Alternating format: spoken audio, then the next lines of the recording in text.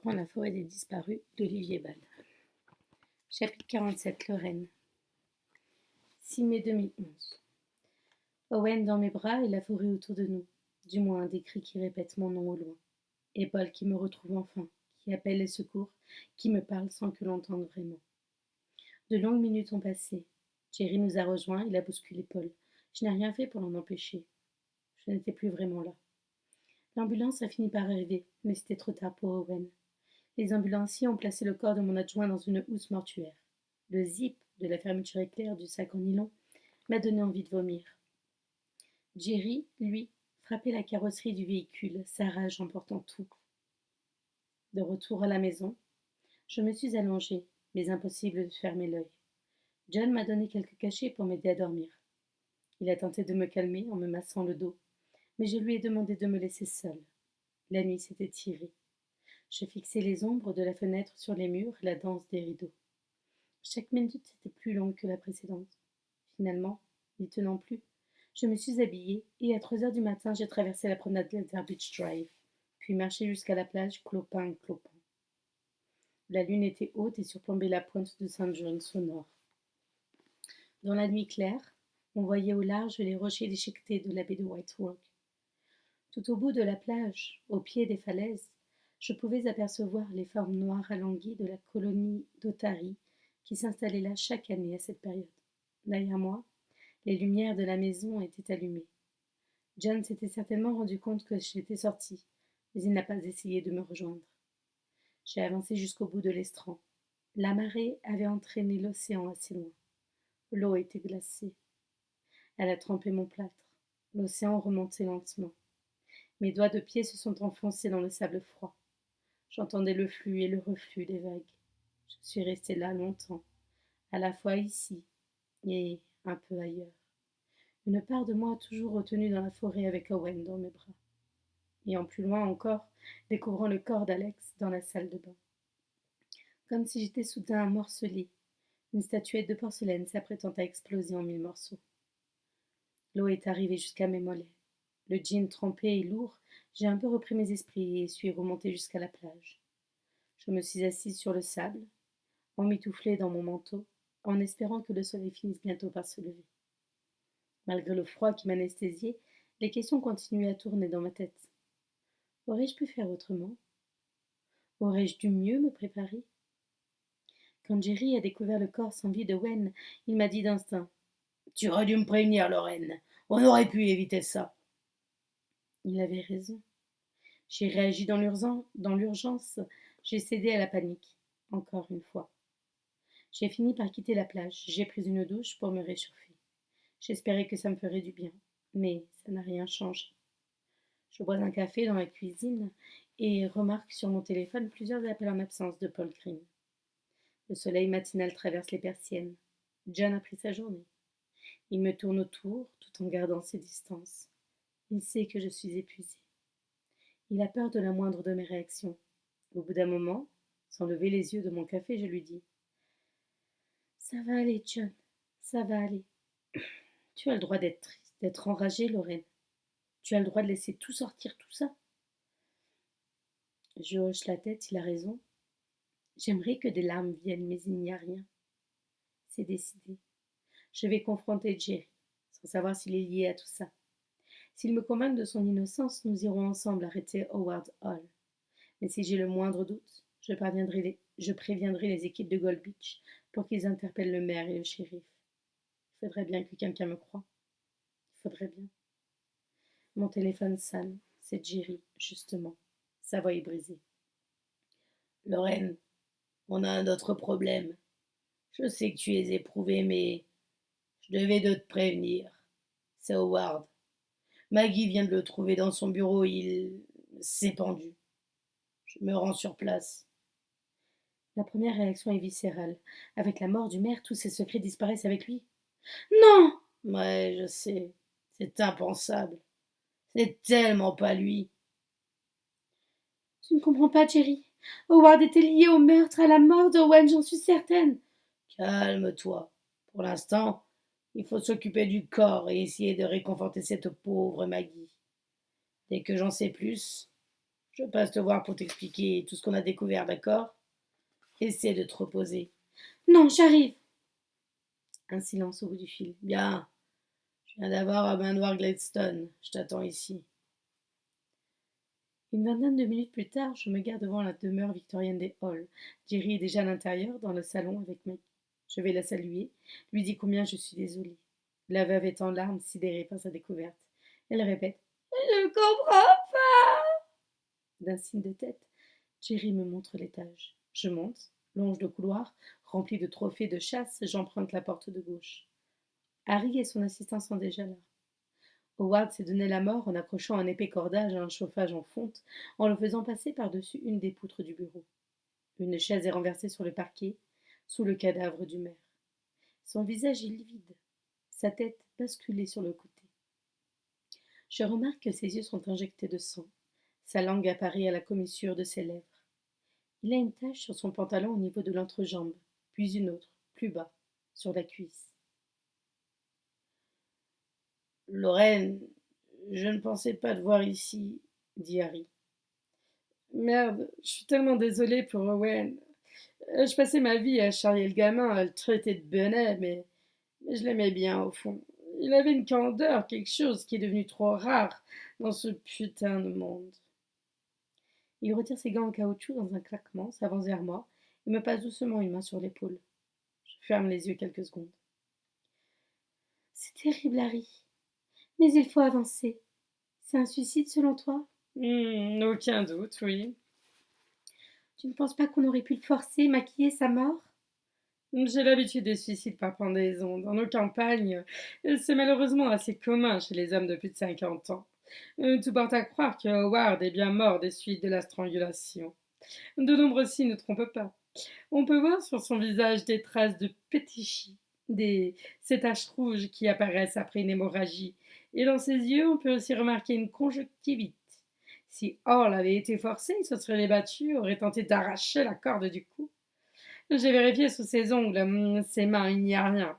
Il faudrait que j'étudie mieux sa gorge, mais je n'ai pas remarqué de brûlure sur la peau due à de potentiels mouvements brusques de panique, des tentatives pour se libérer.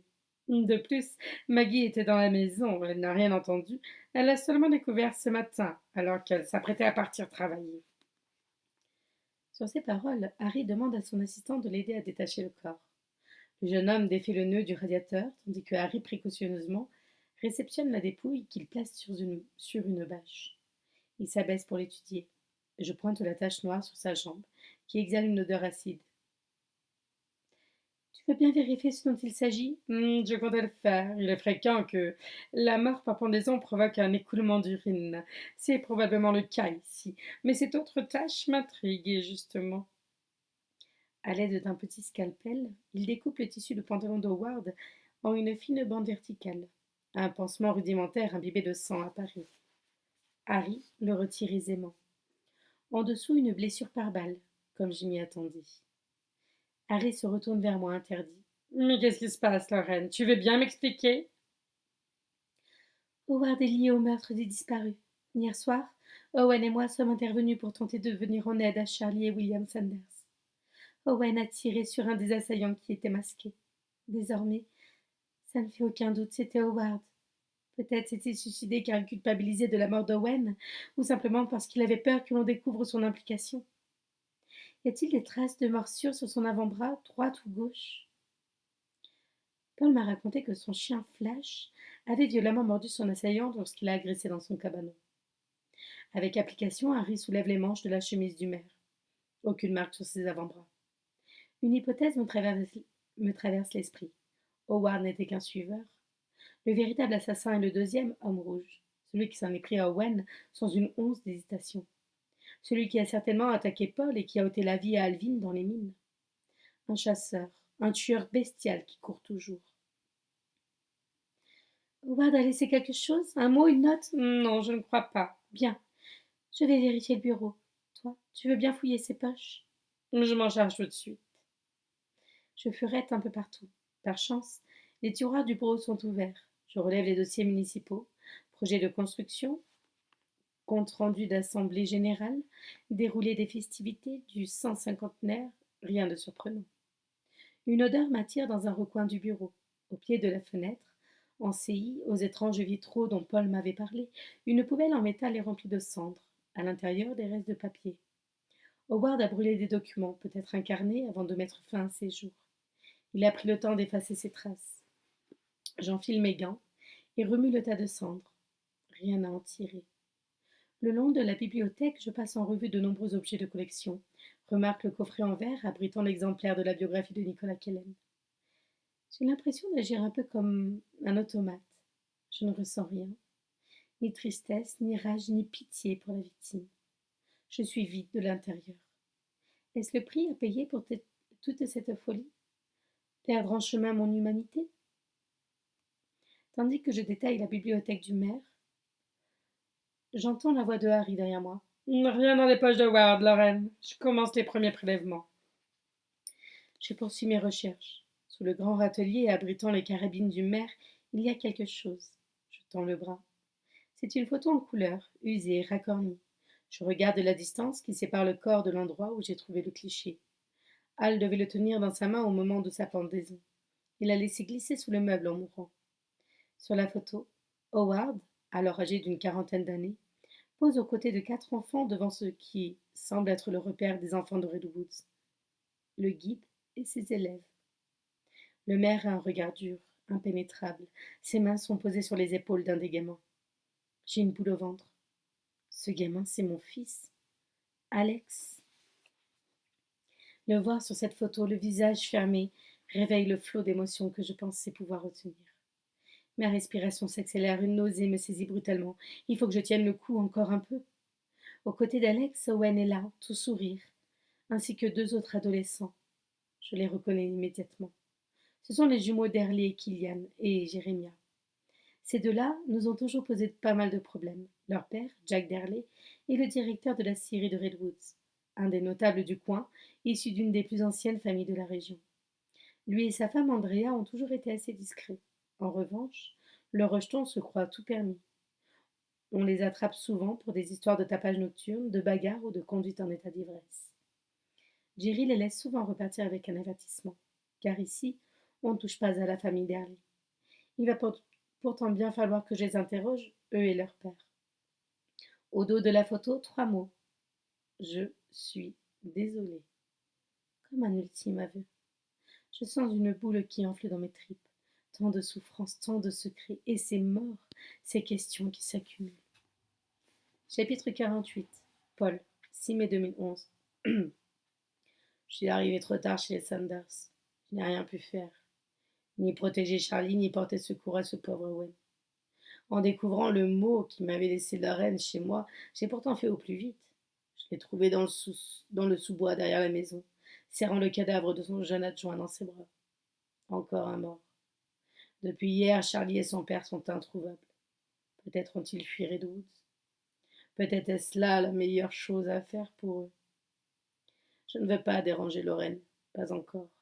Elle est complètement bouleversée. Il lui faut un peu de temps. Pourtant, l'heure tourne. Il faut interpeller Howard Hall avant qu'il n'efface les traces de le liant aux enfants de Redwoods. Hall est l'un des 2 tueurs, j'en suis certain. Je tourne comme une bête en cage dans mon cabanon. J'ai failli, plutôt, tenter de prévenir Jerry Mackenzie. Puis j'ai repensé à la manière dont il m'avait chassé quand il m'a découvert hier soir auprès de Lorraine et d'Owen. « Tu n'as rien à faire ici, sale charognard !» a-t-il éructé. Ce type me déteste. Il ne fera rien pour m'aider. Je m'apprête à me servir un verre quand la sonnerie du téléphone retentit. Paul, bonjour, c'est Nigel Radwell à l'appareil. Gunnar, mon ami anthropologue à Stockholm, est enfin revenu vers moi. J'ai votre traduction, ça vous intéresse? Oh que oui, je vous écoute, Nigel. Une attente, un bruit d'aspiration. L'anthropologue doit être en train de fumer l'un de ses énormes joints. Comme je présentais, Gunnar m'a confirmé qu'il s'agissait bien des runes d'Alecarlienne, peut-être pour être plus précis. Il s'agit d'un mélange de runes et de lettres latines. Elles sont apparues en Suède au début du XVIe siècle, contrairement aux alphabets futharques qui ont disparu avec le temps. Ces runes ont été utilisées jusqu'au début du XXe siècle. ce qui pourrait expliquer que vous en ayez retrouvé des traces dans votre forêt. Cela se tient, étant donné l'origine suédoise de Kellen. Je peux même vous dire de quelle ville il était. Je farfouille dans le chaos de mes notes et envoie valdinguer la moitié par terre. Falun. Il est né à Falun. Ouais, intéressant. Falun est justement la capitale de la Délécarlie, la région qui a vu la naissance de cet alphabet runique. Eh bien, bien. Et que veulent dire ces symboles? Il s'agit d'un mot, un seul. Aska froid, une créature légendaire, certainement l'une des détés les plus méconnues de la mythologie scandinave. Aska froid était la gardienne de la forêt et de la protectrice des arbres. À l'instar des dryades grecques, il s'agit d'une sorte de nymphe qui vivait dans les arbres. D'ailleurs, Askafroa pourrait se traduire par femme du frêne. Elle était perçue comme une entité dangereuse et maligne, à laquelle il fallait offrir des sacrifices pour s'attirer sa protection. Sinon, elle déchaînait malheur et calamité sur les habitants qui ne l'honoraient pas. Mais ça colle parfaitement. Nous avons retrouvé plusieurs statues de bois représentant une figure féminine terrifiante. Elle était composée de branches et de racines. Ouais, c'est certainement ça. Il n'existe quasiment aucune trace de Skafroa dans le folklore nordique. Un seul livre la mentionne brièvement, écrit par l'universitaire suédois Hilten Cavalius. Il aurait été témoin d'un rituel dans un village de la région de Falun où des anciens, chaque mercredi des cendres, offraient un animal de sacrifice au pied d'un des plus vieux arbres de leur forêt. Avant le lever du soleil, ils achevaient la bête en répétant une même phrase. Nous, ô frère Jag, Sagor du Os Ingen Skala, ce qui pourrait se traduire par accepte ce sacrifice et protège-nous du mal. Je crois bien que le meurtrier marmonnait certaines choses en enterrant les cadavres au pied du séquoia. Il semblerait aussi que les anciens achevaient leur rituel en déposant des cendres au pied de l'arbre. C'est la même chose ici. Ah, plus de doute possible. Votre tueur, pour des raisons obscures, continue à honorer cette divinité oubliée. Par un étrange jeu de l'histoire et du temps, son culte a changé, s'est transformé en traversant l'océan. C'est peut-être Nicolas Kellen lui-même qui s'est réapproprié les souvenirs qu'il avait d'Ascafroy. Peut-être avait-il assisté, enfant, à l'une des cérémonies. Ce qui est certain, c'est que le culte originel ne mentionnait absolument pas de sacrifice humain, ni de lieu spécifique avec les séquoias. Mais tout ce qui tourne autour d'Ascafroy reste encore assez mystérieux. Voilà tout ce que j'ai pour vous. Merci. Ça m'aide beaucoup, Nigel. Je raccroche et prends le dessin que j'avais fait du symbole.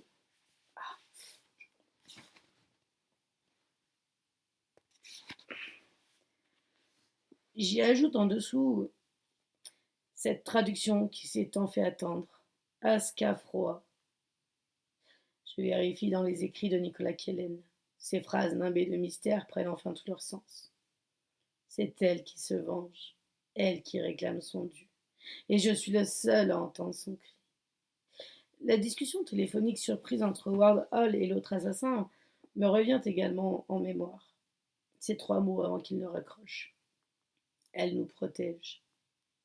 Ascafroa, une divinité oubliée qui relierait Nicolas Kellen au tueur d'aujourd'hui. Ce culte existerait-il depuis les premiers jours de la ville? Si les enfants de Redwoods ont toujours commis ces atrocités, ça signifierait que beaucoup d'autres corps, comme je le craignais, sont encore cachés dans cette maudite forêt. J'observe le symbole de l'arbre. 4 branches à 5 rameaux chacune, comme des doigts. Ça doit avoir une signification. Le tronc, les branches, les racines. Une idée? Et s'il s'agissait en réalité d'un plan qui indiquerait l'emplacement de différents charniers? 5 rameaux pour 5 corps à chaque fois. Je recommence à retranscrire le dessin à l'aide d'une règle sur la carte de la forêt. Je prends l'ancienne Redwoods comme épicentre, puis je trace une première branche qui part sur la gauche et vers Grove Canyon, là où ont été découverts les premiers cadavres. Ça colle. La courbe est sensiblement la même que celle du symbole. Je passe un long moment à dessiner au feutre rouge les formes des 3 branches restantes. Sous mes yeux, 3 zones approximatives de recherche apparaissent. Chacune de ces branches pointerait ainsi vers un nouveau charnier. C'est inimaginable. Et pourtant, il faut que je prévienne Lorraine. Chapitre 49. Lorraine, 6 mai 2011. Mon téléphone sonne, c'est Paul. Je ne réponds pas. Pour l'instant, je dois parler à Jerry, mettre tout à plat une bonne fois pour toutes. Je sors du bureau d'Howard, ma béquille cognant contre le parquet sombre du long couloir, et je descends. Je demande au shérif s'il peut me suivre pour que l'on discute. Nous nous retrouvons dehors, sous le grand perron du manoir. J'observe longuement Jerry. Il remarque qu'il a des croûtes de sang au niveau de ses mains, sur ses phalanges, là où il a frappé la veille contre la carrosserie de l'ambulance. Il place ses mains sur la rambarde et observe en silence la ville en contrebas. Je comprends pas pourquoi Howard a fait ça. Je ne mets pas de gants. Pas le temps ni la patience. Howard s'est suicidé parce qu'il est coupable, Jerry. Parce qu'il est lié à toute cette horreur. Le shérif s'avance vers moi et me pointe du doigt. Comment peux-tu oser dire ça? Son cadavre est encore chaud là-haut. Tu dérailles complètement, Lorraine. C'était mon ami, bon sang. C'est lui qui nous a attaqués hier soir. Owen l'a blessé à la jambe avant de se faire poignarder par le second assassin. Je viens de le vérifier avec Harry. C'est pas possible. J'ai trouvé ça aussi là-haut. Je lui montre la photo et guette sa réaction. J'ai jamais vu cette photo, Lorraine. Je reconnais tout le monde, évidemment, mais je sais pas de quoi il s'agit. Ne me dis pas que tu n'as jamais entendu parler des enfants de Redwood. Si, en effet. Howard Giris Club, une sorte de colonie de vacances. Mais il ne m'en a jamais vraiment parlé. Tu sais bien que les gamins, c'est pas trop mon truc. C'est fini les mensonges, Jerry. Je n'en peux plus. Je dois savoir. Est-ce que d'une manière ou d'une autre, tu étais au courant des agissements d'Howard? Non, je te le jure. Je ne lâche pas. Il y avait un autre homme avec Howard hier. Est-ce que c'était toi, Jerry? Non, je te le répète. J'étais à la maison hier soir. J'ai même reçu la visite de Tyler, notre voisin, qui est passé m'aider à réparer ma tondeuse. Il m'attrape la main et la serre. Même si tu t'évertues à ne pas me croire, Lorraine, je te le répète encore une fois, je n'ai rien à voir avec ces horreurs. Je le fixe longuement, ses yeux bleus, ce regard qui a toujours veillé sur moi. Faisais-tu partie des enfants de Redwood? Non, absolument pas. Tu étais au courant pour Howard? Non, pardon. Tu étais au courant que Howard était lié à cette histoire? Tu as essayé de le protéger toutes ces années? Non, bordel, tout ça me rend dingue. Je crois juste, avec ce qui est en train de se passer, que je ne suis pas un aussi bon flic que je le pensais. J'ai commis tant d'erreurs. Et maintenant, découvrir que mon meilleur ami était lié à ces meurtres. Putain de merde! Nous avons tous fait des erreurs. J'ai l'impression que le sol s'est ouvert sous nos pieds et que toute la ville s'enfonce. Jusqu'où mènera cette folie? Ward, bon sang! Il a dit ces derniers mots comme pour lui-même. Je veux bien te croire, Jerry, mais il faut que tu me prouves que tu n'es pas le second assassin. Montre-moi tes avant-bras maintenant. Il semble hésiter une seconde. Lentement, je place ma main sur mon holster. C'est quoi encore ces conneries, Lorraine? Tes avant-bras, Jerry. Il s'exécute, retire sa veste qu'il dépose sur la rambarde de la terrasse, puis soulève son gros pull. Ses avant-bras ne présentent aucune marque de morsure. Il me dit la vérité. Je sens une vague de soulagement me traverser. J'ai envie de le serrer dans mes bras, mais je me retiens. Je décide alors de tout lui raconter, mon enquête et celle de Paul, tout ce que nous avons découvert ensemble. Je l'emmène au sous-sol du manoir, à l'endroit où Paul m'avait dit avoir découvert de nombreux cadres. Nous allumons la lumière. Je découvre avec lui la collection d'extraits de journaux revenant sur 30 ans de disparition. Mais pourquoi Howard aurait tué ces innocents? Ça n'a aucun sens. Tu le connaissais aussi bien que moi, ce n'est pas un assassin. Je ne l'ai jamais vu s'énerver. Quand on était gamin, il faisait souvent marcher sur les pieds par les autres mômes. Jerry, tu me répètes toujours qu'on ne connaît jamais vraiment les gens. En voilà la preuve. Paul et moi pensons qu'Howard aurait développé une sorte de croyance à travers les enfants de Redwood. Des rituels liés à la forêt, des sacrifices qui exigeraient que l'on s'en prenne à des innocents. Il doit y avoir une explication qui nous échappe encore. En revanche, je suis d'accord avec toi sur un point. Je ne suis pas certaine que Howard ait été le bourreau. Pour moi, le vrai assassin, c'est le second homme rouge. Si l'on en croit le mot sur la photo, Howard avait des remords. Peut-être lui-même avait-il peur? Se sentait-il obligé d'obéir à quelqu'un d'autre? Peut-être que l'autre assassin le menaçait. Mais c'est fou! Ici, dans notre ville, sous nos yeux, pendant tout ce temps. Il faut retrouver l'autre tueur, Jerry. Nous devons interroger les jumeaux d'Herley et retrouver William Sanders et sa fille au plus vite. Il hoche la tête longuement, puis me demande. Est-ce Paul Green, tu es certaine qu'on peut lui faire confiance? Oui, absolument. Ouais, je le sens pas, moi. Depuis le début de cette histoire, il est toujours dans les parages quand il se passe quelque chose. Et s'il se jouait de toi? S'il te manipulait? Et s'il était lui aussi lié à ces horreurs? Paul ne vit ici que depuis 5 ans. Il n'a pas le profil, ça n'aurait aucun sens. Pourtant, il a récupéré la gamine, il a découvert le charnier. Et il n'était pas avec Owen et toi quand vous êtes rendu chez Sanders? Non. Je pense qu'il ne faut pas écarter cette piste. Pour moi, l'étranger est louche. Il joue un double jeu. À quand remonte le plus ancien cadavre du charnier? Celui de Larry Dewey. Il a disparu en 2008. Il y a 3 ans, soit juste après que Green a débarqué chez nous. Et si c'était lui qui faisait chanter Howard depuis le début? Paul m'a aidé. Sans lui, je ne serais pas là. Je pourrais dire ça de Howard. Peut-être qu'on s'est fait manipuler tous les deux. Non, ça ne colle pas. Dans la mine, on a découvert plein d'autres sacs et de vêtements. Il y a d'autres cadavres cachés dans la forêt, c'est certain. Et ce depuis bien plus longtemps. Pour l'instant, on n'a rien trouvé. Quoi qu'il en soit, si tu veux que je te laisse poursuivre ton enquête, je ne veux pas de Green dans les parages. Ce mec est un taré. Il nous entraînerait sur des fausses pistes. Tu es au courant qu'il traîne avec Redwell? Redwell? L'anthropologue? Anthropologue? Pas vraiment. Ça fait 20 ans qu'il a été radié de l'université de Portland. Ce mec est juste un illuminé de première. C'est lui qui avait organisé il y a quelques années la manifestation contre l'installation d'une antenne satellite dans la ville. Il pense que le gouvernement nous contrôle avec ses ondes. Voilà le type de source avec lequel Boston Green. Je ne savais pas. En plus, Green reste un putain de journaliste. Il m'a dit avoir pris sa retraite. Il t'a menti. C'est lui qui a donné ces informations à Alvin en échange de la moitié des bénéfices. J'en ai trouvé la preuve dans le bureau de l'Union Gazette. Et d'autres journalistes m'ont confirmé que Green avait fait le tour des rédactions à Portland pour vendre ses photos. Il se fout de toi, Lorraine, c'est évident. Il t'utilise. Tu t'es fait avoir parce que tu as fleur de peau. Tu es trop naïve. Chapitre 50. Paul. 9 mai 2011. Le cercueil s'enfonce dans la fosse.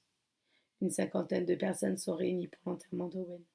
Je reste à distance, appuyé contre un pain dénudé. J'ai laissé Flash dans la voiture. Il lui a encore salopé ma vieille guimbarde en laissant des traces de griffes et de bave sur les vitres arrière. Mais si j'avais prise avec moi, cet imbécile de clébard avec ses manières d'anarchiste canidé aurait été capable d'aller pisser sur les tombes. Déjà que je sens des têtes qui se tournent, des regards désapprobateurs qui se posent sur moi, des messes basses qui se répandent dans l'assemblée. Je sais ce qu'ils se disent. Que fait l'étranger ici? Pour eux, malgré tout ce qui s'est passé, je reste encore le principal suspect. Au loin, on entend la rumeur des festivités. Dans le centre-ville de Redwoods, les commerçants s'agitent, les stands de nourriture débordent de saucisses grasses et charnues. Contre toute attente, le 150e de la ville a été maintenu. Les commémorations viennent de débuter ce matin pour 3 jours d'animation et de concerts, et ce, malgré le décès d'Owen et le suicide du maire. J'en reviens pas. D'après un article de l'Union Gazette, le maire, par intérim, Jacques Derlé, aurait pris cette décision en accord avec le conseil municipal et la veuve. Pour Maggie Hall, son mari s'était tant impliqué dans le projet qu'il était hors de question de l'annuler.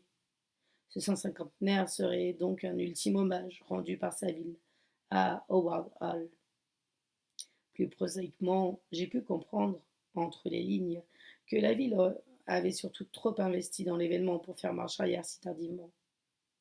Entre la location des tentes, d'estrades, de matériel sonore, de projecteurs, les achats de feux d'artifice, les avances versées aux groupes et artistes musicaux invités, la facture était trop salée en cas d'annulation. Les commerçants eux-mêmes ont fait savoir qu'ils avaient besoin de cet événement pour relancer leur affaire. Bref, le roi dollar a eu le dernier mot, et il se fout bien d'avoir les pieds qui tremblent dans le sang. Ce qui me surprend le plus, c'est que les touristes commencent déjà à affluer en nombre. Ils arrivent d'Oregon, certes, mais aussi des États voisins. J'ai remarqué des plaques immatriculées en Idaho, en Californie, dans le Nevada ou encore dans l'État de Washington. Certains ont dû conduire de longues heures pour arriver à Redwoods. Les hôtels affichent tous complets et on voit déjà des adeptes du camping sauvages installer leurs tentes le long des dunes de Sand Hill, au sud de la ville. Salut. Merci. Malgré ce qui se passe, malgré les meurtres, comme si au contraire ça les attirait. Et s'il n'y avait que ça? J'ai l'impression que la ville était en train de sombrer lentement, inexorablement, dans une sorte d'hystérie morbide. Ça a commencé il y a quelques jours, quand une poignée de gamins du coin ont paradé dans le centre avec des masques horribles sur la tête. Certains tentaient de reproduire la cagoule de l'homme rouge ou le masque de l'homme arbre. D'autres avaient récupéré des crânes d'animaux pour s'en faire des déguisements. Ça a fait sensation. Les photos se sont retrouvées partout sur le maudit réseaux sociaux. Quelques-uns ont même été interviewés par les journalistes qui ne pouvaient rater une telle occasion. Eux qui attendaient depuis des jours, tels des hyènes affamées, qu'on leur donne un os à ronger pour leur chaîne de télévision. À la diffusion des images, sans surprise, tout le monde a voulu faire la même chose. De nombreux touristes se baladent désormais avec des masques bricolés à partir de bouts d'écorce, de cordages et de bois. Pour eux, c'est une blague, un nouvel Halloween. Il paraît même que la soirée du 150e qui se tiendra le 11 mai a d'ores et déjà été rebaptisée la nuit des crânes. Pourtant, ce n'est pas un jeu. La mort est là, elle rôde. Ils auraient dû tout annuler. Je distingue Lorraine parmi l'assistance. Cherry Mackenzie la tient par le bras. Elle semble accablée par le décès de son jeune adjoint. Son mari reste, quant à lui, un peu en retrait. Il y a un autre enterrement prévu demain, celui de Ward Hall lui-même. Y aurait-il autant de monde? Peut-être même plus. Sa complicité dans l'affaire des disparus n'a pas encore été divulguée. Pour tous, c'est un drame terrible qui touche la ville. Perdre ainsi leur maire historique, celui qui dirige Redwood depuis plus de 20 ans. Personne ne semble chercher à comprendre, personne ne s'interroge vraiment. Les habitants de Redwood sont prêts à tout pour garder les yeux fermés encore un peu, quitte à se coudre les paupières pour rester dans le déni. Le monde a beau s'écrouler autour d'eux, tant que leur petite vie bien ordonnée ne vacille pas, ils ne réagissent pas. C'est totalement aberrant. À la fin de la cérémonie, tandis que les personnes présentes saluent les parents d'Owen, je m'approche de Lorraine. Elle me repère, demande à Jerry de la laisser quelques minutes. En s'éloignant, le shérif me fusille du regard. Qu'est-ce que vous faites là, Green? Vous ne répondez plus à mes coups de fil, Lorraine. J'ai même essayé de venir chez vous, mais votre mari m'a dit que vous ne vouliez pas me voir. C'est quoi ces conneries? Elle met ses mains dans ses poches, elle a l'air tendue. Je n'ai pas trop de temps de vous parler, là. Mais bon sang, il faut qu'on avance, Lorraine. Que nous reprenions l'enquête. Le deuxième tueur court toujours, on peut l'attraper, on y est presque. De mon côté, j'ai du nouveau. Mais d'abord, qu'avez-vous trouvé chez Hall? C'est vraiment un suicide? Arrêtez vos questions, Paul. Elle hausse le ton. Quelques têtes se tournent vers moi. Il n'y a pas de nous, reprend-elle plus bas. Pas d'enquête, c'est fini tout ça. J'ai bien compris votre petit jeu. Jerry m'a tout expliqué. Vous vous êtes servi de moi. Comment ça? Vous voulez juste me faire parler pour pouvoir encore vendre un de vos articles. C'est ça? Vous m'avez laissé croire que vous en avez quelque chose à faire de Charlie de notre ville, mais tout ce que vous voulez, c'est votre moment de gloire, revenir sur le devant de la scène. Mais non, pas du tout. Je sais que vous avez vendu vos informations et vos photos aux médias. Ici, à Portland. Vous me dégoûtez. Mais c'était pour forcer les autorités à ne pas enterrer l'enquête. Elle touche un point sensible. Allez, Paul, à vous. Ça te plaisait de te remettre en selle, même en restant en coulisses. L'admiration d'Alvin, celle des autres journalistes, comme une vengeance après toutes ces années de galère. En cet instant, Lorraine lit en moi comme dans un livre ouvert. Mais je dois insister. J'ai besoin d'elle. Lorraine, sur la photo que j'ai récupérée dans les repères des enfants de Redwood, Il y avait d'autres enfants. Il faut les retrouver, les interroger. Ils pourraient nous aider. C'est fait. Il s'agit des jumeaux d'Herley. Jerry et moi avons passé plusieurs heures à les questionner. Et Ils n'ont rien à dire. Ils ont bien fait partie des enfants de Redwoods comme Alex et Owen. Mais selon eux, il s'agissait juste de week-ends de chasse, d'initiation et d'exploration en forêt. Rien de méchant. D'après ce qu'ils nous ont raconté, Howard n'a jamais eu de comportement déplacé ni violent envers eux. C'est une fausse piste. peut-être qu'ils mentent. Vous avez envoyé une équipe sur place, comme je vous l'avais demandé, pour faire des prélèvements? Je suis certain qu'il y avait des traces de sang dans la cave. J'ai envoyé notre légiste là-bas, oui. Et les résultats ne donnent rien. Il y avait traces de sang, certes, mais d'animaux. Les jumeaux nous ont dit que la cave leur servait d'entreposer le gibier chassé. Putain, ils se foutent de vous, ils sont dans le coup. J'ai eu des nouvelles de Radwell, l'anthropologue. Je sais ce que ça signifie l'inscription sur le séquoia. Ça fait référence à une ancienne divinité du nom de d'Ascafroa. Les enfants de Redwood semblent la vénérer. Et j'ai réfléchi au symbole de l'arbre. Je suis certain qu'il cache l'emplacement des autres cadavres. Ça fait des dizaines et des dizaines d'années que ces horreurs ont commencé. Arrêtez vos délires paranoïaques, vos théories fumeuses, je n'en peux plus. Toute la ville n'est pas impliquée, merde. Vous avez bien failli m'entraîner avec vous. Mais plus maintenant. Alors vous baissez les bras? Vous allez laisser courir l'assassin? Vous allez faire comme tous les autres? Serrer des mains au centenaire, sourire pour les photos? Tant que la vie continue, c'est ça? Non, bien sûr que non. Mais j'arrête de faire n'importe quoi. Ce n'est pas bon pour vous. Non, pardon. Ce n'est pas bon. Ce n'est bon pour personne, ni pour moi, ni pour l'enquête. Je ne veux plus prendre de risques. Ça m'a coûté trop cher. Je crois que c'est ce qu'elle ressent. Je connais bien cette culpabilité. Lorraine, vous n'y êtes pour rien dans la mort d'Owen. Vous avez fait ce que vous avez pu. Vous n'y étiez pas, vous ne savez rien. Et je n'en peux plus de votre putain de condescendance, Green. Ça suffit. Laissez-moi gérer cette affaire et le shérif Green. Vous n'êtes pas flic. Vous n'êtes même plus journaliste. Vous n'êtes qu'un voyeur. Elle ne me laisse pas le temps de répondre et s'éloigne. Me voilà seule, de nouveau, face à une enquête qui me dépasse, qui ne me concerne même pas au final. Je rentre chez moi furieux. Je cherche dans mes placards, trouve une vieille bouteille de gin poussiéreuse, me sers un verre, puis un autre. L'alcool a un goût de renfermé. À quel moment ai-je foiré? Aurais-je dû parler plutôt à Lorraine des infos que j'ai vendues aux médias? Et merde, ma colère ne passe pas.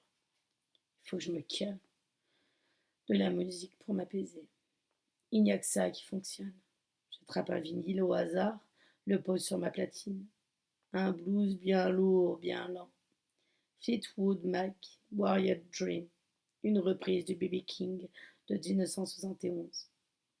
La vie continue. Faut juste que je reprenne mes bonnes vieilles habitudes. Dans le panier prévu à cet effet, je saisis un morceau de bois. J'essaie de le dégrossir avec un couteau. Je bois une gorgée. Du gin goutte sur la table. Mon fou. Je gratte le bois comme un frénétique. Un mauvais mouvement et voilà que je m'entaille la pulpe de l'index. Merde, merde et remerde. Depuis les enceintes, le chanteur Peter Green entonne de sa voix un peu enrayée. Well, I feel so bad. I wonder what's wrong with me. Ce solo de guitare qui fait trembler mon âme. J'attrape le vinyle, l'arrache et le balance à travers la cabane. Il éclate au sol. Dans la seconde, je m'en veux, car cet album était une vieille édition. Aujourd'hui, introuvable. Flash m'aboie dessus. Oh, toi, ta gueule. C'est bon. C'est décidé. Je lâche, j'arrête tout. Ça ne sert à rien. J'en ai la preuve encore une fois, comme une litanie, que je me refusais à comprendre, alors que je l'ai pourtant entendu toute ma putain de vie. Il ne faut pas s'impliquer. Rester dans la marge, ça me va très bien. Charlie et son père sont peut-être déjà loin et finalement, c'est un peu comme pour les enfants, style Snow et Eva. Ne pas chercher à le savoir, c'est s'imaginer que tout va bien. C'est fini. Comme par hasard, mon téléphone sonne. L'alcool m'ayant chauffé les méninges, je lève les yeux au ciel pour m'adresser à ce Dieu en qui je ne crois pas. T'aimes bien te foutre de mes trognes, toi, hein?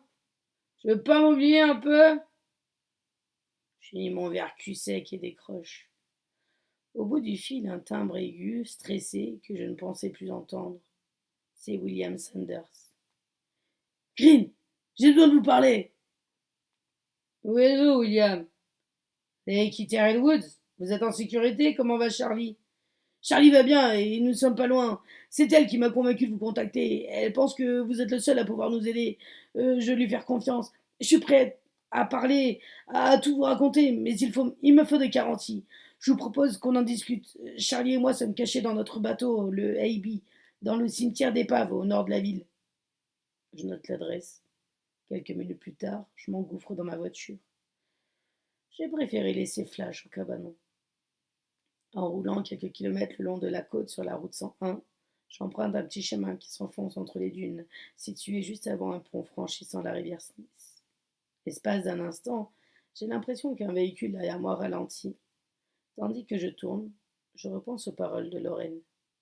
Arrêtez avec votre délire paranoïaque. Elle a raison. Il faut que je garde la tête froide. Une trentaine de mètres plus loin, je passe un vieux portail ouvert et distingue des silhouettes massives sur le terrain. Ce sont de vieux bateaux en cale sèche. Je me gare à l'entrée et sors de la voiture sur mes gardes. Au cas où, mon revolver est rangé dans la poche de ma veste.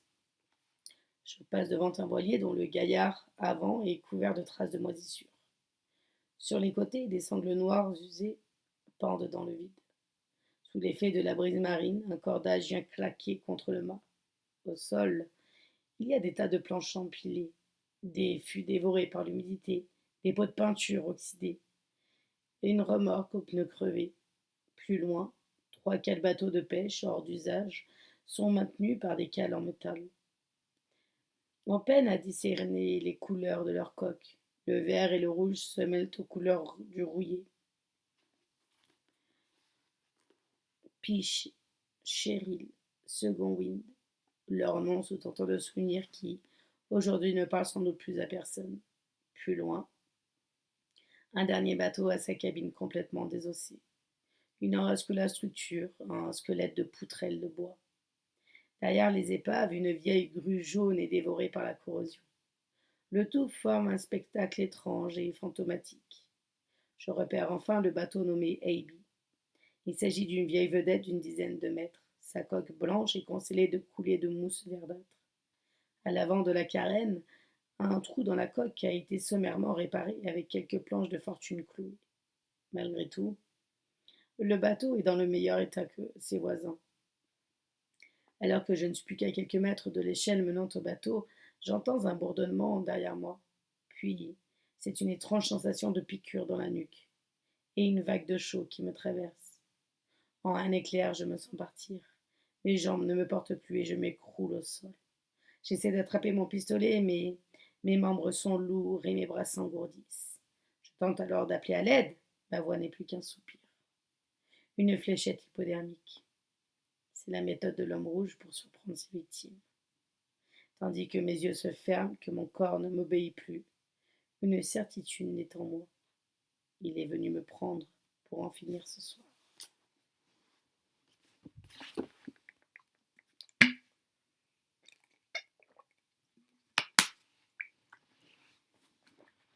Chapitre 51, William.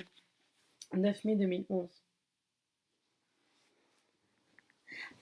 Alors, c'est lui, papa? La voix de Charlie en bas de la cabine. Attends ici, bouge pas. C'est bizarre. J'ai bien entendu la voiture de Green se garer il y a quelques minutes. Un bruit de portière, puis plus rien. Il devrait déjà nous avoir rejoints. Je l'appelle en vain. Depuis le cockpit arrière, j'observe le cimetière de bateaux. À chaque claquement de câble contre les mâts, à chaque grincement du bois, je sursaute comme un imbécile. J'ai mon fusil à mes côtés, appuyé contre le plat-port. Personne ne sait que nous sommes cachés ici, et pourtant, je demande à ma fille de me donner la lampe torche et balayer les environs du regard. Comment y voir clair entre les piles de détritus et les dizaines d'épaves? Là-bas, il y a une forme sur le sol, au milieu du chemin. Je dois aller vérifier. À cet instant, Charlie apparaît inquiète. Je lui demande de verrouiller la porte de la cabine et avant de descendre, je la regarde dans les yeux et lui dis: Ça va aller, ce n'est certainement rien du tout. Au pire, elle sait ce qu'elle doit faire. s'enfermer à l'intérieur du bateau, puis sortir par le hublot avant, si quelqu'un essaie de forcer la porte. J'espère qu'elle s'en sortira s'il nous retrouve ici. Elle a toujours été bien plus courageuse que je ne l'ai jamais été. Avant de descendre, j'éclaire la coque sous la carène. Me contorsionner ainsi réveille ma douleur dans le dos, là où ce salopard m'a lacéré. Charlie a fait ce qu'elle a pu pour penser ma blessure, mais la douleur me réveille toutes les nuits, comme pour me rappeler ce qui m'attend. Il n'y a rien autour du bateau. J'attrape mon fusil, je descends précautionneusement l'échelle, l'arme en bandoulière dans le dos. Une bâche sur un tas de bois claque au vent. Quelques grosses gouttes d'eau commencent à tomber. Un orage se prépare. La forme par terre n'est qu'à quelques mètres. J'avance un peu. Derrière moi, un bruit. Je me retourne. Une bestiole, un rat peut-être, détale sous la lumière. Je continue. Merde, c'est bien Green. Il est allongé. Je comprends alors. Ils l'ont suivi. Ils sont là. Ils peuvent se cacher n'importe où. Il suffirait d'une de leurs maudites fléchettes pour me foutre dans les vapes. Je le sais bien, puisque c'est moi qui leur ai fourni le matériel durant tout ce temps. Et moi encore qui leur ai appris à s'en servir. Nous avions tous un rôle à jouer durant nos chasses. Moi j'étais la branche, celui qui attire, qui rabat, tel un éclaireur, chargé de repérer nos proies, de me renseigner sur elles, puis de les attirer vers le village effondré. Avec les années, nous sommes devenus une meute aussi implacable qu'organisée. C'est ce qu'elle attendait de nous. Je sais comment il fonctionne, ce qui me donne un avantage. Vite, je dois remonter et prévenir Charlie. Mais alors que je me retourne, une silhouette jaillit sur moi, un masque, quelque chose qui se plaque contre mon visage, sur ma bouche, une odeur d'éther. Je n'ai le temps ni de réagir, ni de dégainer mon arme. Ils ont changé de stratégie pour me piéger. S'adapter toujours. Notre guide nous le répétait tout le temps. J'aurais dû y penser. Mon corps me lâche, mes jambes cèdent. Je crie de toutes mes forces. Charlie, fille! Charlie! Je m'effondre. Je ne sens plus rien. Une dernière pensée pour ma fille, Charlie. Le froid, un goût de sel dans ma bouche, l'impression que mon corps est enfoncé dans quelque chose de mou, d'humide. Mes vêtements sont trempés, l'odeur forte de d'iode et du lichen. Je suis allongée sur le sable, autour de moi, des amas de sargasses et de rocs noirs affleurants. Je me redresse péniblement et crache de l'eau de mer. Je suis au milieu d'une plage, il y a une vingtaine de centimètres d'eau, la pluie qui martèle la surface et des vaguelettes qui avancent. Au vu des mouvements du ressac, c'est la marée montante. Le rivage est à une cinquantaine de mètres, peut-être moins. Difficile à dire avec cette obscurité. Quelques lumières papillonnent de mon esprit brouillé, des maisons pas si lointaines. Je sais où je suis. À ma gauche, quelques affleurements de pierres, comme des dents acérées. À ma droite, une île qui se découpe dans l'obscurité et une lumière qui aveugle par intermittence. C'est l'île Kellen et son phare. Je suis au bout de la baie. Il fait nuit noire. J'entends le bruit des festivités du cinquantenaire provenant du centre-ville. Il y a un concert, le brouhaha de la musique et des voix mêlées.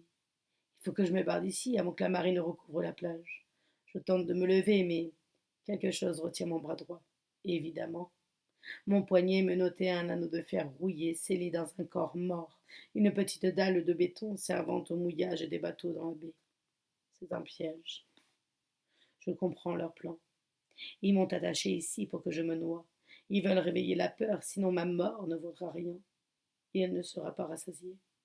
Et par vengeance, parce que je les ai trahis, ils ne me laisseront pas l'honneur de mourir en forêt à ses côtés. Ils veulent que je crève ici, dans cet océan glacial. Par instinct, je tente de tirer sur les menottes, puis d'arracher l'anneau, mais je ne parviens qu'à me griffer les doigts sur le métal roussi.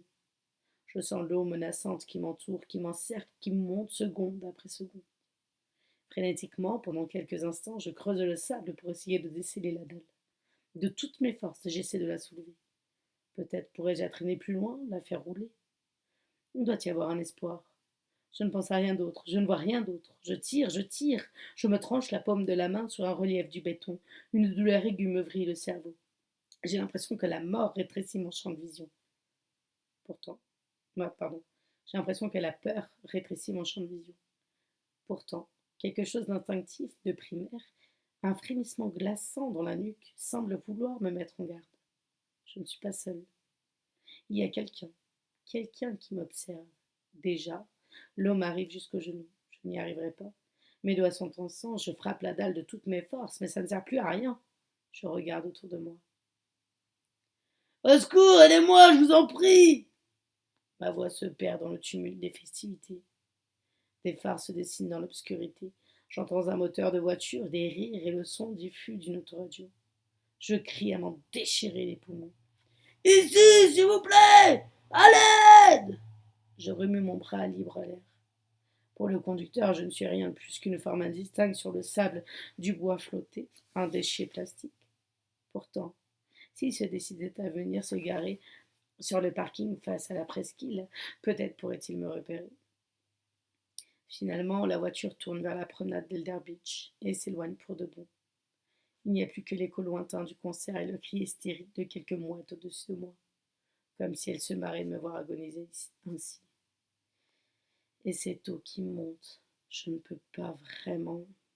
Non, si, je ne peux pas vraiment me soulever, à peine à me maintenir à genoux. Je tente en vain d'humidifier mon poignet pour extraire ma main de la menotte, mais je n'y arrive pas. Je regarde mieux autour de moi. Plus loin, vers le rivage, là où l'océan n'a pas encore recouvert la grève, il y a des traces au sol. Je tourne la tête. Malgré la pénombre, à une quinzaine de mètres, sur un affleurement rocheux, je distingue une silhouette noire accroupie, les bras ballants dans le vide. Il m'observe, immobile, comme un oiseau de proie. Je te vois, je sais que tu es là! L'eau m'arrive à la taille, la mousse des vaguelettes charrie des monceaux de varech. Montre-toi, merde, à la fin! La forme se déplie lentement et saute sur le sable en envoyant gicler de l'eau tout autour. Sans se presser, mon ravisseur avance vers moi. Il porte un sweatshirt à capuche noire, un pantalon de pêche imperméable et des gants noirs. Il arrive à ma portée, arbore sa cagoule affublée du symbole des enfants de Redwoods. Notre symbole. Il me tourne autour, s'amuse. Tout ça, c'est une mise en scène. J'ai beau tirer sur mes menottes, frapper dans l'eau. Je sais que c'est fini, mais une part de moi veut encore croire qu'il finira par avoir pitié. Vous m'avez pas laissé le choix, je pouvais pas sacrifier ma fille, bordel! Tandis que je parle, je continue de tirer sur l'anneau en acier rouillé dans l'eau. Ça, c'est de la folie! Il y a longtemps que ça aurait dû s'arrêter! Ça ne pouvait plus continuer, toutes ces victimes, putain! Le froid de l'eau s'insinue à travers mes vêtements. Et dire je vous ai cru quand vous m'avez dit qu'Abigail était tombée malade à cause de moi. Que c'était Ascafroy qui se vengeait car je remettais en question notre ordre.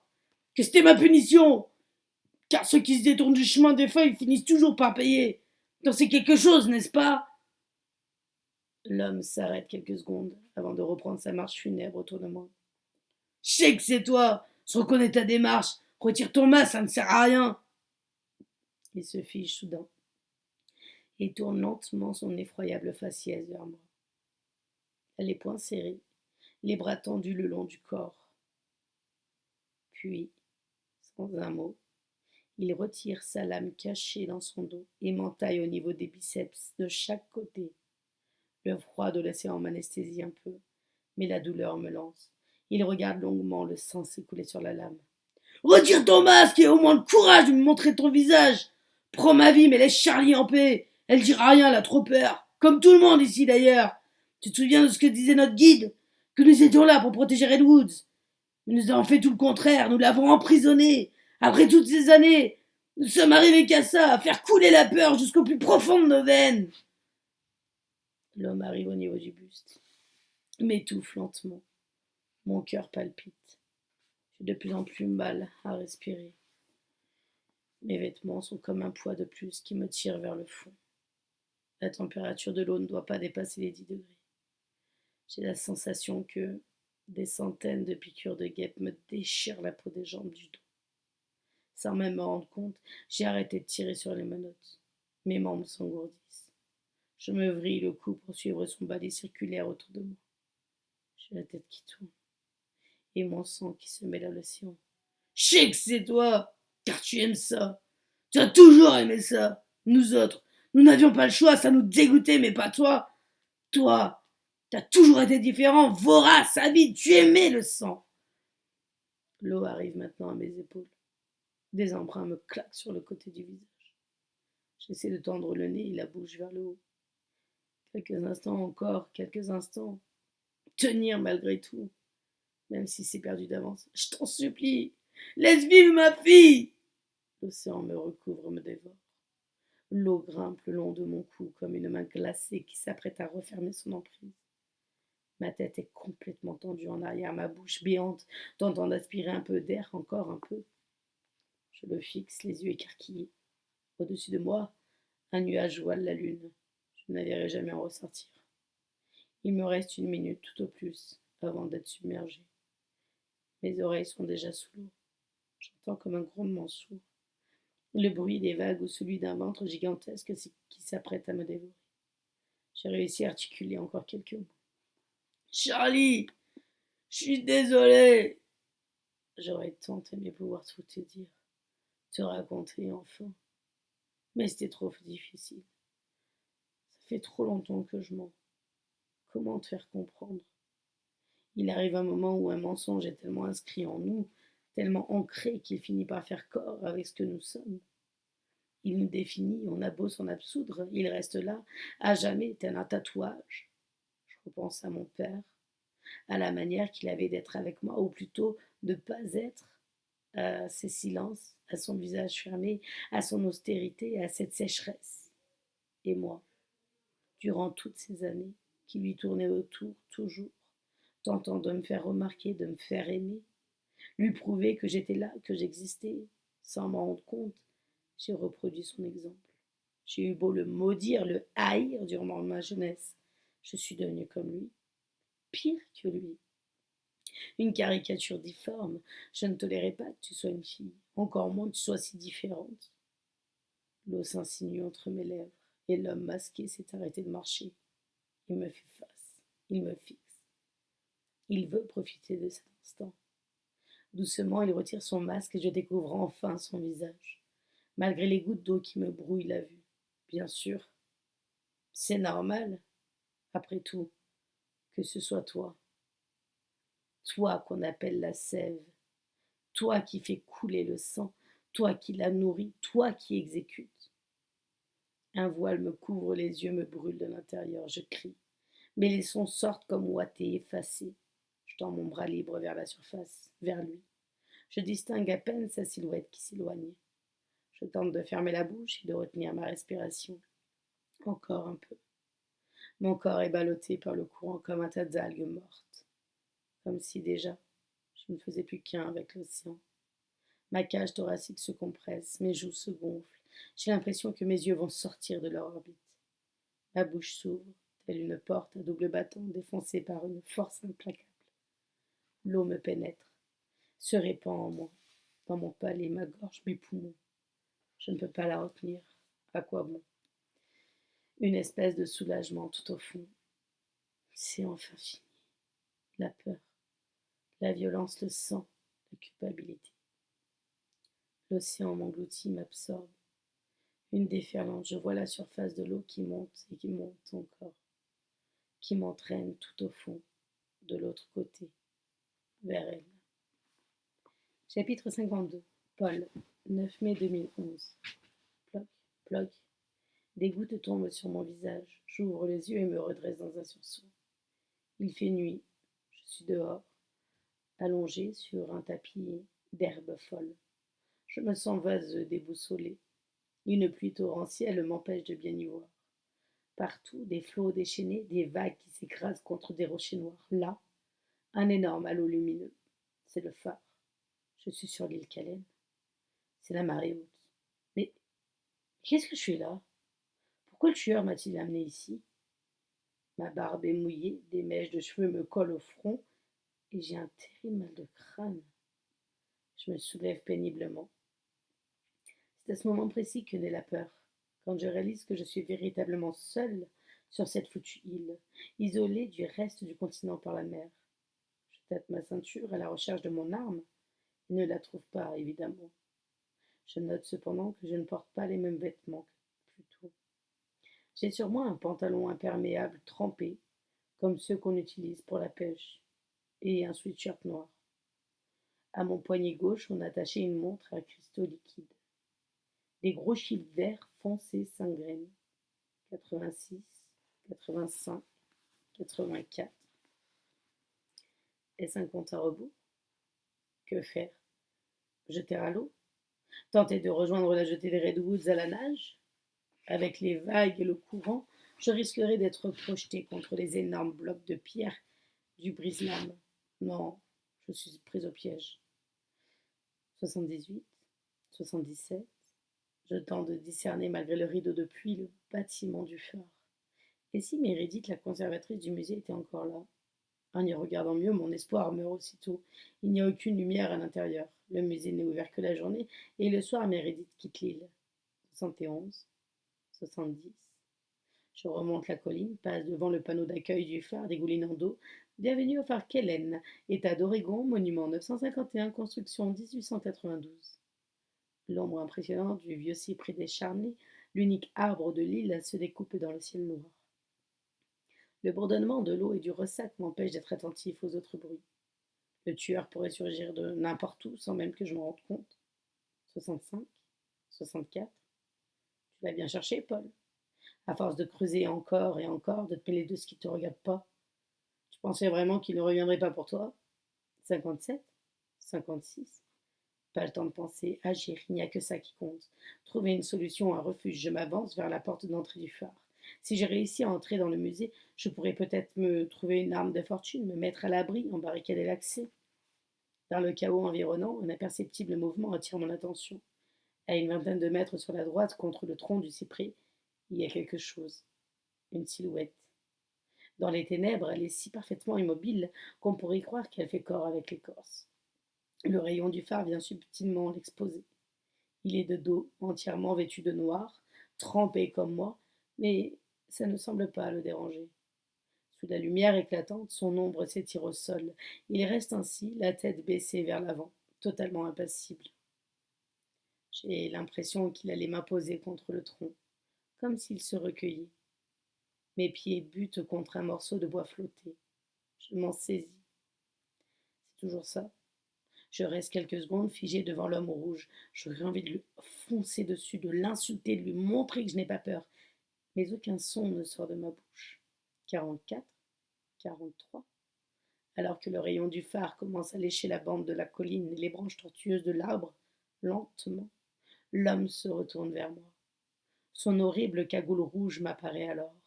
Ses orbites noires et vides, ce faciès déformé qui hante mes cauchemars, qui m'ont tant obsédé ces derniers jours. Puis dans un autre mouvement, toujours aussi calculé, il lève le bras. Quelque chose miroite dans sa main. Il tient sa foutue lame qui balance de droite à gauche, comme un métronome. Non, comme le balancier d'une horloge. Tic, tac, tic, tac. J'ai l'impression que l'acier est taché de sang. S'en est-il pris à Sanders, à Charlie? Je pousse un cri de rage et de désespoir. Après l'aveuglement, l'obscurité retombe. Le phare balaie maintenant le côté déchiré. C'est ridicule de rester ainsi, à découvert. Je ne ferai pas le poids contre lui. Il va m'achever en quelques secondes. 35, 34. Je m'enfuis. J'arrive rapidement devant la porte du phare à la peinture verte écaillée. Je tente d'en ouvrir la poignée, je le martèle. J'appelle au secours, même si je sais que cela est vain. Comme pour me narguer encore, le ray de lumière traverse l'île en cet instant précis, laissant apparaître la silhouette de l'homme rouge, plus loin, sur la droite. Il est toujours posté contre le tronc de l'arbre, mais s'est tourné vers moi, son énorme couteau pointé dans ma direction. Je repense à ses paroles lors de notre premier face-à-face. Tu n'as pas encore assez peur pour mourir.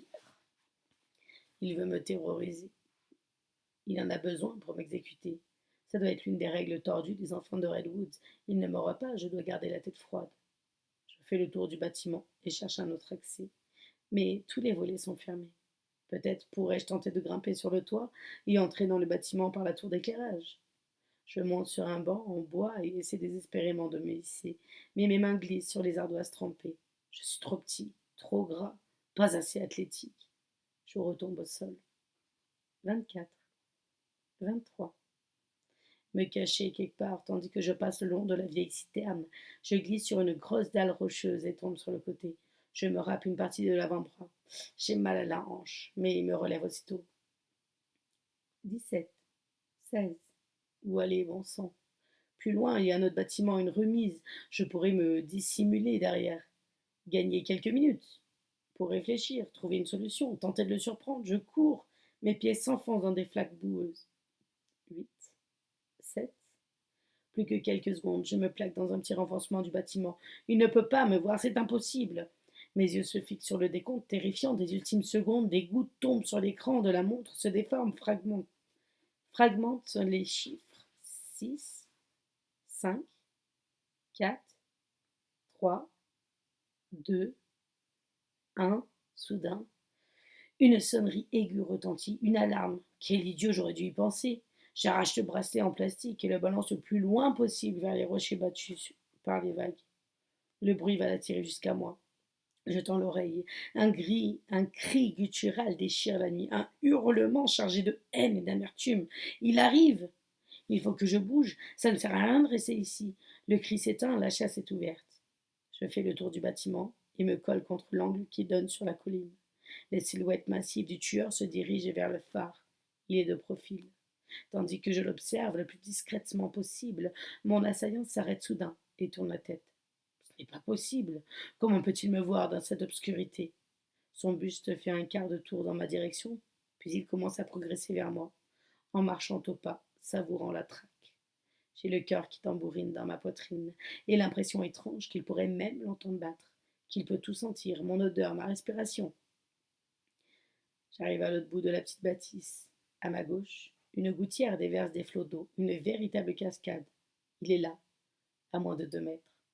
Il a anticipé mes mouvements, il m'a pris à revers. Je me suis fait avoir, comme un imbécile. Il se met à lacérer le vide devant lui, en donnant des grands coups de couteau. Il n'essaie pas vraiment de me blesser, juste de m'effrayer davantage. Il veut que je tente encore de fuir, que je continue à jouer. Dans un geste désespéré, je lui envoie mon bâton à la figure. Il le dévie sans difficulté d'un coup de lame. Je me retourne et repars dans l'autre sens. Ne pas abandonner. Je cours vers le centre de l'île et son vieux cyprès penché. Je gravis la butte la plus silencieusement possible. Je ne veux pas regarder derrière moi. Pas encore. J'arrive au niveau de l'arbre. Ses branches noueuses tremblent sous la force du vent. Je me plaque derrière le tronc massif. Si je parviens à me cacher de l'autre côté de l'île, à l'est, je pourrais m'octroyer un peu de répit. Combien de temps? 5 minutes? Plus? Tu penses pouvoir tenir comme ça toute la nuit, Paul? Je ne sais même pas dans combien d'heures il sera de nouveau possible de traverser la grève. Mais cette île est minuscule. Tu ne pourras pas t'y dissimuler longtemps. Il finira par te retrouver. Le faisceau du phare glisse sur le parterre de végétation. Autour de moi, sur ma droite, une ombre immense se dessine au sol, se déforme et disparaît, tandis que le monde replonge dans les ténèbres. Il arrive. Je me lance le plus vite possible vers la partie la plus rocailleuse de l'île. J'y vois mal. Je saute au dernier moment, par-dessus une barrière éventrée et me jette derrière un amas de vieilles poutres. Je prends le risque de lever la tête. Il est en haut de la colline et avance, de sa démarche terrible, inaltérable, vers moi. Mes mains s'enfoncent dans un tapis d'écharde, mais je n'ai pas mal. Je suis au-delà de la douleur. Je me soulève et recule, le regard braqué vers le démon qui chemine vers moi. Soudain, le vide sous mes pieds, je me sens glisser en arrière. Je tends les bras désespérément, mais mon buste percute le sol violemment. Mes doigts griffent la terre et la boue et parviennent enfin à s'agripper à une arête saillante de la falaise.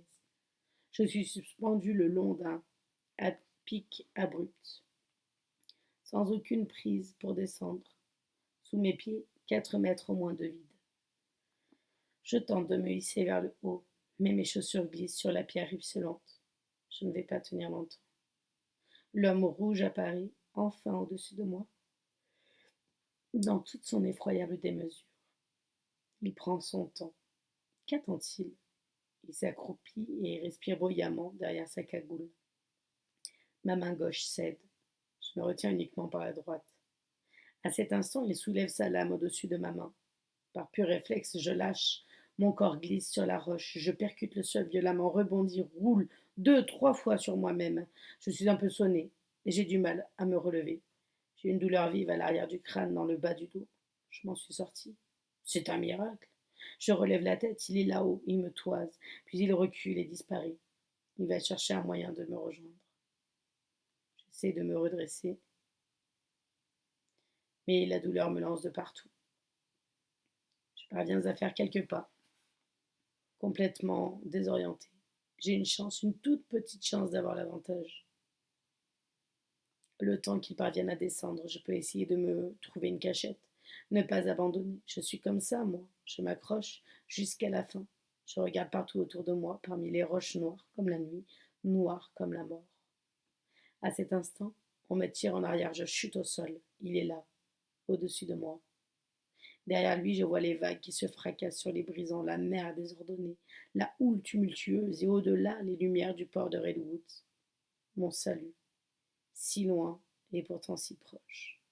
Il m'observe, son masque d'aimant s'approche. Je ne tente même pas de me défendre, de résister.